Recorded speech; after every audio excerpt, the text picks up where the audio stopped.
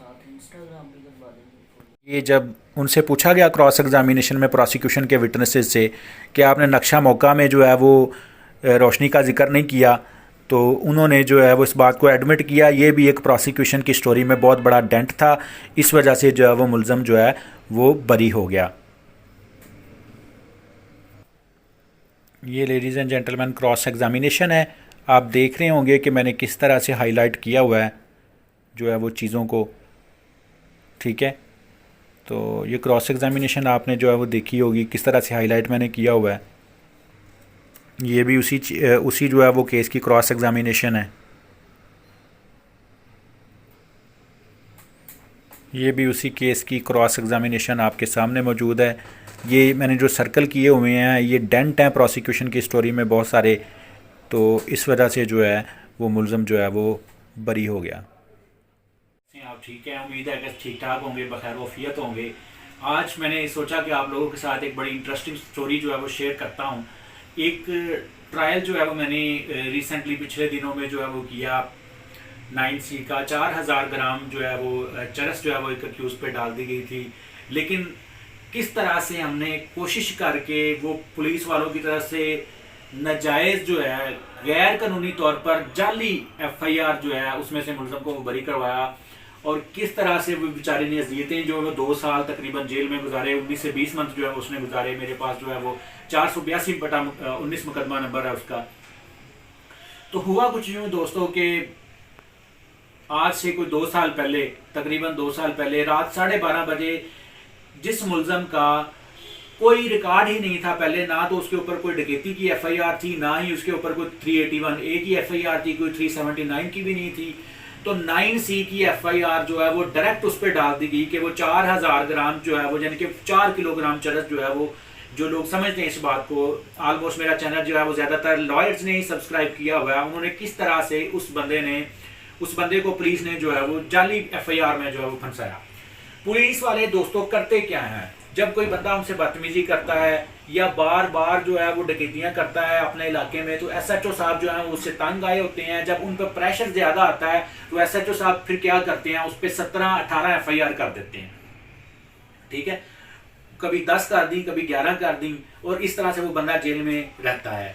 और जो बंदे बाज नहीं आते उन बंदों को 9C की झूठी FIR में जो है वो फंसाया जाता है। क्यों? क्योंकि इसमें 103 CRPC का एक सेक्शन है, लॉयर समझते हैं कि उससे जो है वो इस्तिस्ना है 9C के केसेस को, क्योंकि उसमें सारे पुलिस वाले ही खुद ही गवाह बन जाते हैं 9C के केस में।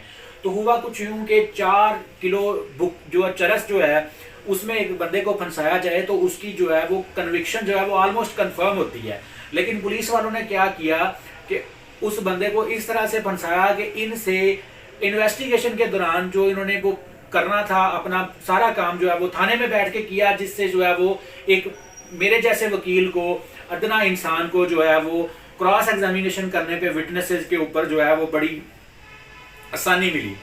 क्या किया इन्होंने, वकूआ ये बनाया कि पुलिस वाले जो है ना वो आमतौर पर ये सारा वकूआ बनाते हैं। अगर उसकी FIR का थोड़ा सा मतन मैं आपको बता दूं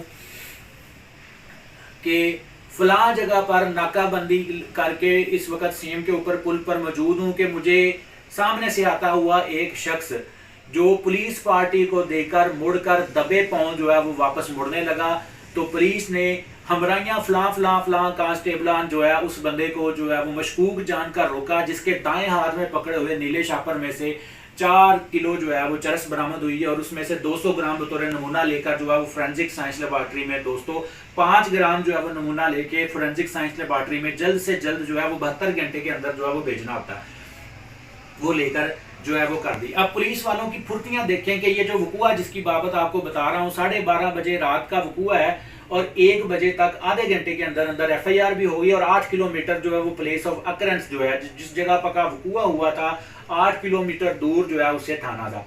आधे घंटे में FIR हो गई। पाकिस्तान में इतना इंसाफ कब से तेज हो गया, तो इसी पे मेरी जो है वो सारी क्रॉस एग्जामिनेशन थी। इसमें जो गवाह थे 2 कांस्टेबल थे, एक मुहर्रर था थाने का, ठीक है, एक ASI था जिसने मौके पर जो है वो कहा कि जी मैंने इसको पकड़ा, फिर मैंने जो है मुहर्रर को इतला दी, मुहर्रर ने IO को इतला दी, सब इंस्पेक्टर को, तो जो IO था सब इंस्पेक्टर उसने वो मौके पे आया।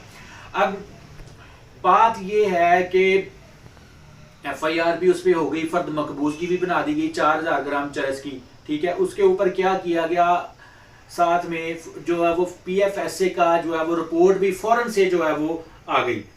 تو دوستو اب جب ایگزامینیشن ان چیف کے لیے جو ہے وہ چاروں وٹنس پولیس کے آئے, کیونکہ یہ پولیس کے ہی وٹنس اس میں ہوتے ہیں 9C میں زیادہ تر کیسز میں, جو وکلا بائی ٹرائل کرتے ہیں ان کو پتا ہوگا. تو میں نے جب ان سے پوچھا کہ ASI سے پوچھا, کانسٹیبل سے پوچھا, محرر سے پوچھا, باری باری سب سے, جو خاص طور پہ ریکوری کے گواہ تھے, کہ بھائی کس نے ملزم کو پکڑا. جو موٹے موٹے سوال ہوتے ہیں ان پہ تو یہ سارے جو ہے وہ ان لائن جو ہے وہ رہتے ہیں, دے ریمین ان شیکن. لیکن جب ان سے میں نے پوچھا کہ جب, کیونکہ IO جو ہے وہ موقع پہ موجود نہیں تھا, ان سے میں نے پوچھا کہ آپ کس وقت تھانہ سے جو ہے وہ ناکہ بندی کرنے کے لیے نکلے تھے, سب کا آنسر ڈیفرنٹ تھا, ٹھیک ہے. جب پوچھا کہ ملزم نے کس رنگ کے کپڑے پہنے تھے, آنسر ڈیفرنٹ تھا. جو چرس کا ویٹ کیا وہ کس کنڈے سے کیا, آنسر ڈیفرنٹ تھا. کلر کیا تھا اس کا, آنسر ڈیفرنٹ تھا. خاص طور پر جب IO سے میں نے پوچھا, جب میں نے کانسٹیبل سے پوچھا کہ جی آپ ملزم جو ہے وہ تھانے میں جو ہے وہ کتنے بجے آپ نے اریسٹ کر کے اس کو لے کے گئے, تو اس نے کہا جی ہم تقریباً 2 بجے تھانے میں 2 سے 2:30 بجے کے درمیان پہنچ گئے تھے. جب IO سامنے آیا تو میں نے IO سے پوچھا کہ آپ کو کس نے اطلاع دی کہ فلان جگہ پر رات کا وقت ہے, وقوع ہوا ہے. تو اس نے کہا کہ مجھے محرر نے اطلاع دی تھی, میں وہاں پہ موقع پہ پہنچا, جا کے میں نے دیکھا کہ وقوع ہوا ہے. تو میں نے کہا آپ نے موقع پر جا کر کیا کیا؟ اس نے کہا جی میں نے فرد مقبوضگی جو ہے وہ میں نے بنائی.